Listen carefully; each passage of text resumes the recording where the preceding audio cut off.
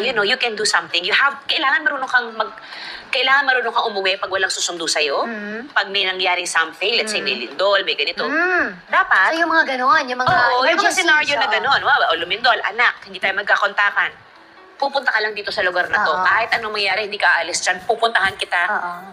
Kahit anong araw, dyan ka lang. So mawalan man ng communication. Oo, alam pag na. dalawang araw na wala pa rin sumusundo sa'yo, maglakad ka na pa uwi. Yung mga gano'n. Kumbaga, iyon yung mga bagay na kailangan mong wildan yung utak mo. Kasi sa nangyayari talaga ngayon, sis, parang hindi mo na masasabi kung ano pa ba yung pwedeng mangyari na hindi naman talaga natin hawak to begin with. So, tapos susunod naman yan, self-defense. Kasi pati kailangan, yun. oo, across the board yan. Lalo sa akin, kasi para sa akin, kailangan hindi ka dependent sa lalaki.